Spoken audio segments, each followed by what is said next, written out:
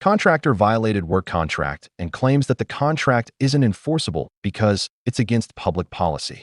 A contractor who I had tasked with writing a college essay recently violated a contract that I had where he had to pay $10,000 in case I was caught because of his negligence.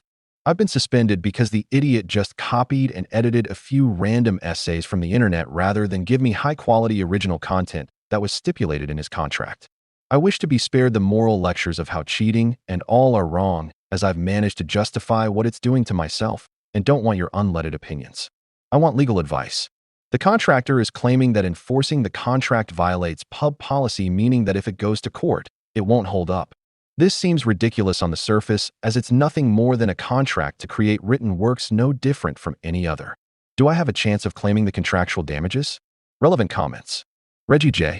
I wish to be spared the moral lectures of how cheating and all are wrong, as I've managed to justify what it's doing to myself and don't want your unleaded opinions.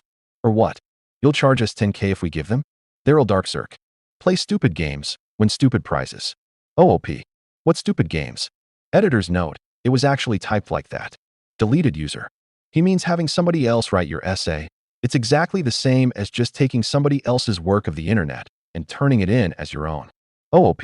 That isn't a criminal matter, but rather an ethical manner which colleges and lawyers have very little ground to speak about. Asterisk, I apologize for using a different account, as I've forgotten the throw_away password for my original and have had to make a new one. Update post. PA, lawyer charged me $200 for 2 minutes worth of work. Consequences if reported to the bar? Editors/compilers note.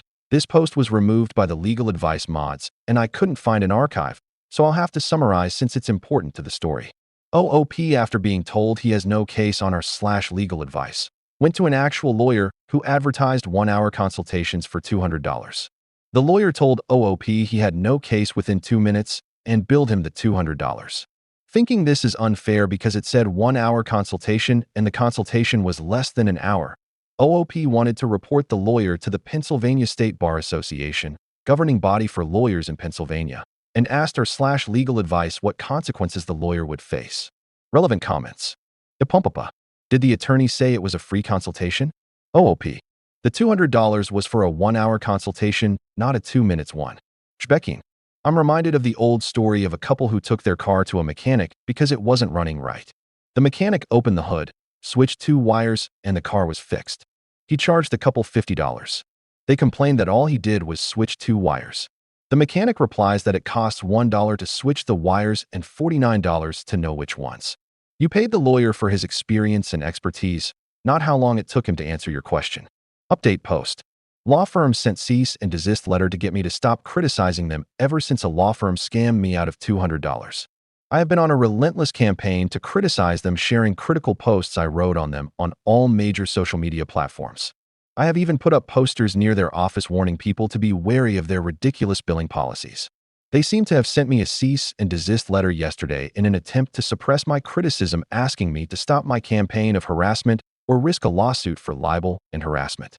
I'm pretty sure this is ridiculous and that there is some legal mechanism to help me here called anti-slap, which I want information on how to use.